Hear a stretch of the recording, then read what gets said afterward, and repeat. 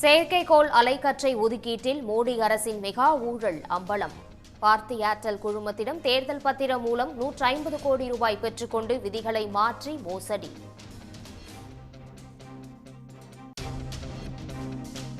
அலைக்கற்றை ஒதுக்கீட்டை பெற்றதும் பாஜகவுக்கு மேலும் 50 கோடி ரூபாய் வழங்கிய பார்த்தி குழுமம் 4 ஆண்டுகளில் தேர்தல் பத்திரங்கள் மூலம் பாஜகவுக்கு 236 கோடியே 40 லட்சம் ரூபாய் வழங்கியதும் அம்பலம்.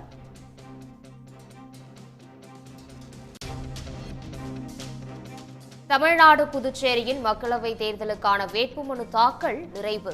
தமிழ்நாட்டில் 39 தொகுதிகளில் போட்டியிட 1596 பேர் மனு தாக்கல். தமிழ்நாடு புதுச்சேரியில் வேட்புமனுக்கள் மீதான பரிசீலனை இன்று நடைபெறுகிறது. 30ஆம் தேதி இறுதி வேட்பாளர் பட்டியல் வெளியாகும் என்று அறிவிப்பு.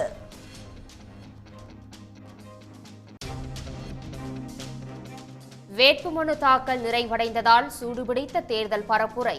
திமுக அதிமுக வேட்பாளர்கள் வீதி வீதியாக சென்று வாக்கு சேகரிப்பு.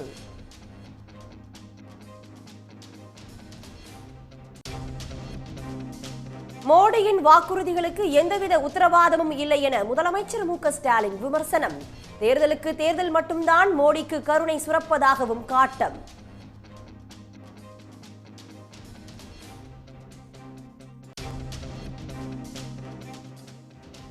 ஆளுநரை விமர்சிக்க தைரியம் இல்லாமல் எடப்பாடி பழனிசாமி காற்றில் கம்பு சுத்துவதாக முதலமைச்சர் விமர்சனம்.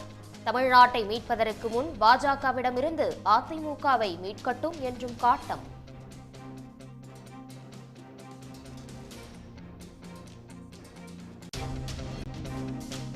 பெட்ரோல் டீசல் விலை உயர்வுக்கு எதிராக நாடாளுமன்றத்தில் குரல் எழுப்புவோம் என எடப்பாடி பழனிசாமி உறுதி.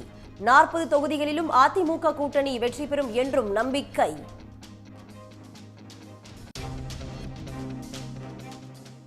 ஸ்ரீபெரும்புத்தூர் தொகுதியில் தமிழ் மாநில காங்கிரஸ் வேட்பாளருக்கு கை சின்னத்தில் வாக்கு சேகரித்த ஜி.கே. வாசன். வேணுகோபால் அவர்களுக்கு நீங்கள் எல்லாம் கை சின்னத்திலே ஒரு நிமிஷம் இருங்க. கையை நவுத்தீங்க என்ன? நிர்வாகிகள் குரல் எழுப்பியதும் பரப்புரை கூட்டத்தில் ஜி.கே. வாசன் மழுப்பல்.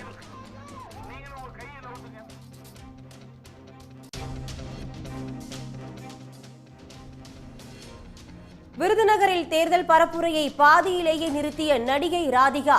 பாஜக வேட்பாளரான ராதிகா கூட்டத்தை ரத்து செய்த நிலையில் தனியாக சென்று வாக்கு சேகரித்த நடிகர் சரத்குமார்.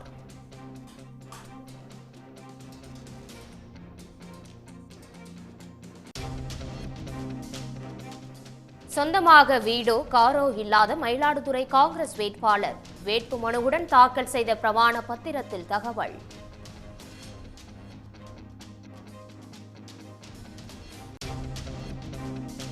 டெல்லி முதலமைச்சர் அரவிந்த் கெஜ்ரிவால் கைது நடவடிக்கையில் தலையிட டெல்லி உயர்நீதிமன்றம் மறுப்பு.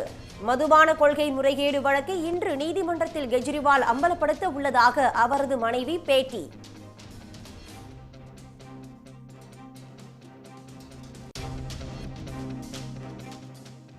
விடுதலை சிறுத்தைகள் கட்சிக்கு பானை சின்னம் ஒதுக்க முடியாது என தேர்தல் ஆணையம் அறிவிப்பு. டெல்லி உயர்நீதிமன்றத்தை அணுக உள்ளதாக திருமாவளவன் பேட்டி.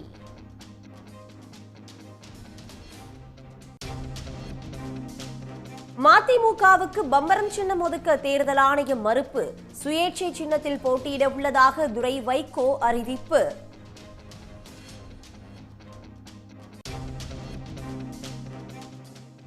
தேமுதிக வேட்பாளருக்கு அதிமுக எம்பி சி.வி. சண்முகம் பம்பரம் சின்னத்தில் வாக்களிக்க கோரியதால் தொண்டர்கள் அதிர்ச்சி.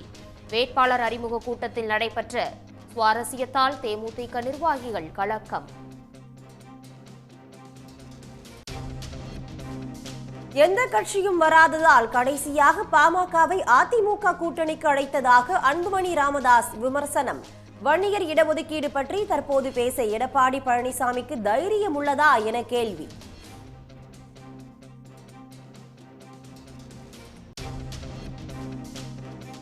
விளவங்கோடு சட்டமன்ற தொகுதி இடைத்தேர்தலில் போட்டியிட 22 பேர் மனு தாக்கல். 12 ஆண்கள் 10 பெண்கள் வேட்புமனு தாக்கல் செய்துள்ளதாக தேர்தல் ஆணையம் தகவல்.